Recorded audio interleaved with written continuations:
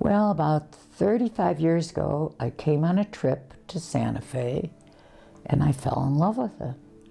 We drove in from Chicago, and when we hit Hyde Park and there were cows in the forest, I thought I was inside a folk art painting. And I said, this is incredible. And then we went on further, and it just began more and more to be like a fantasy land. It was, when they call it enchanted, they know what they're saying to me. So that was the first hit. I didn't know artists lived here. I didn't know anything about it in the sense that I know today. And the terrain had something so special about it because the mountains were human size. It's the colors of the land that, to me, and as you all know, I'm a colorist, and they make me feel good, the colors of our landscape. I love to paint, and I love to garden, and I love birds. And they all have a big influence on me. And then the other big love is my family. And I have quite a large family. So they take all the time in the world, and I'm very happy about that. And I'm one of those fortunate people. I have daughters here, grandsons, and the rest of them are all over the world. And so I travel, and I love museums, I love dance, I love concerts, I love opera, and you couldn't pick a better city than Santa Fe unless you want to go to San Francisco, Milan, or any of the other places. But to have that all in my backyard. When I go away, if I were painting, if I go, I usually go with someone in the family. And I wouldn't be with them because when I'm painting, I am just absorbed by what I'm doing, you know. When I used to paint outside, I always had 2 dogs with me because a rattlesnake could walk up to me or crawl up to me and I would have no idea because I just get lost. I mean, I'm in a paradise someplace. I would sometimes sketch on a plane after I left someplace, just getting quick memories down. And I also, at one time, when I first got here, 25 years ago, I'd go out and I'd photograph, and I'd do them in black and white because I only wanted what my memory was. And then I'd look at them trying to capture my feelings about what that land had looked like. But it didn't work as the jogger I wanted. It was better for me to just think about where I had been and to interpret what I felt then, because there was something about looking at a picture that made that too much of the memory. And since I'm not doing reality, I'm doing expressions of the land and the flowers and the sky. Not that I think I'm doing it better than it actually is. I'm doing, because no one improves on that. I'm just doing it different in what I want to say about it. And the whole thing is to let the water and the paint give all the impressions of the sky and the land. People ask me about the colors I use because they say, do you really see those? And sometimes I might see a smidgen of that color when the sun is doing something or the shadows are doing something. And then I just want to embellish it so you can know that it can be there.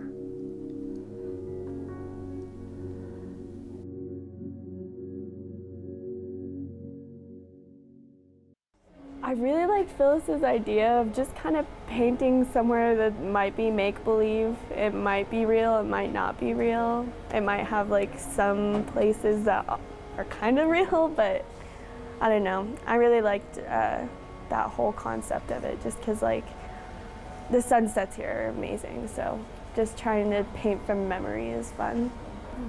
You are making the cutest clouds.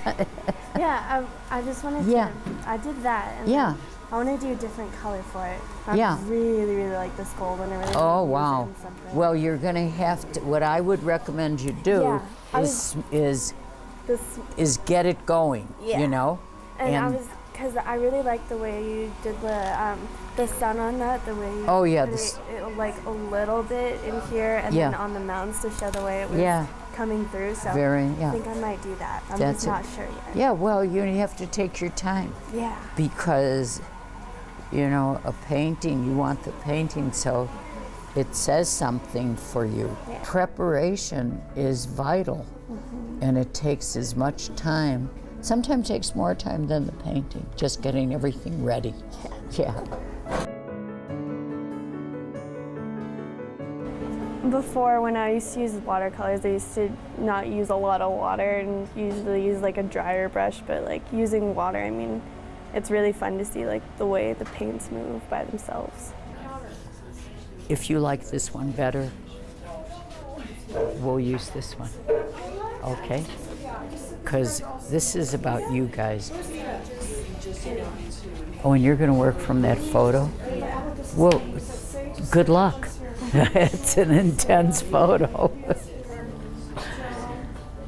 And you've got this photo, beautiful.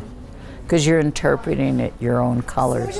And that's really hard. Yeah. It's really hard for me, when I see a colored photo, I just have to subtract the colors from my brain so that I do it myself.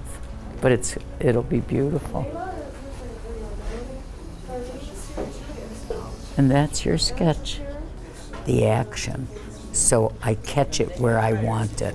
Okay. And the other thing is like doing what you're doing, taking the paper towel to get it all.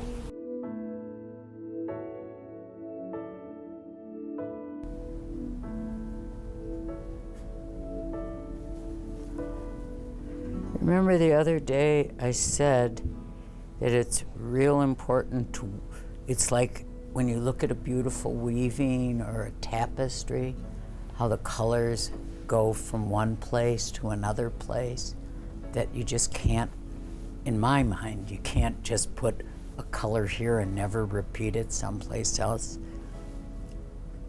I just, it was this great teacher that I had who had been a student of Paul Klee and Wassel Kandinsky, and he taught them that, and I was lucky to have him tell me that, and now I feel very fortunate that I can say it to you.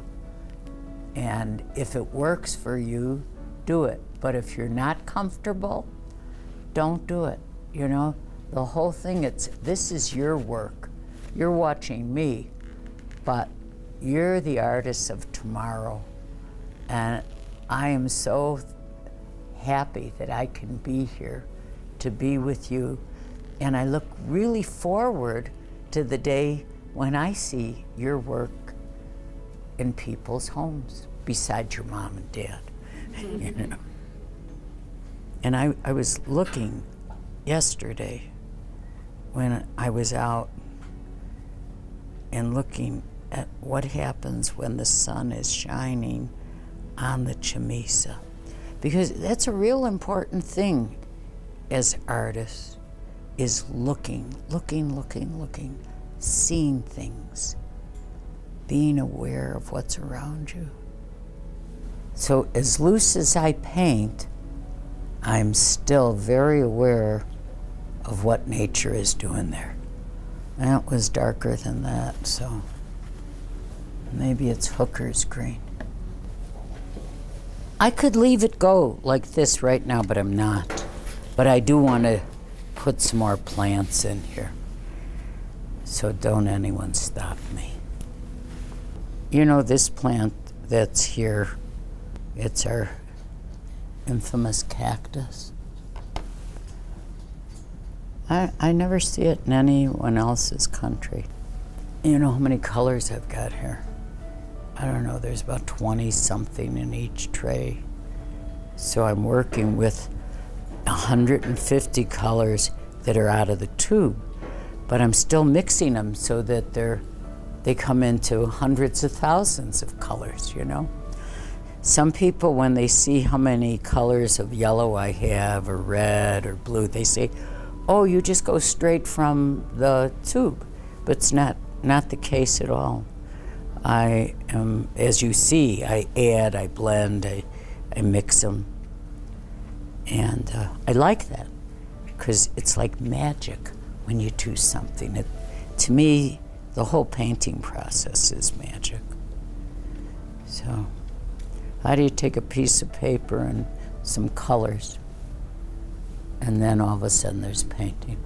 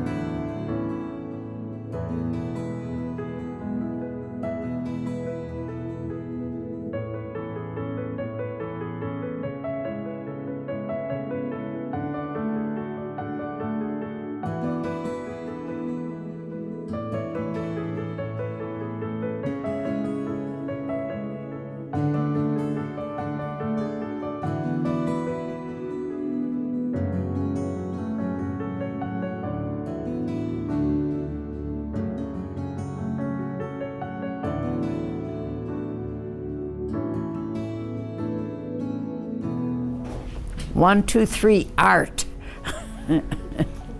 Beauty, love,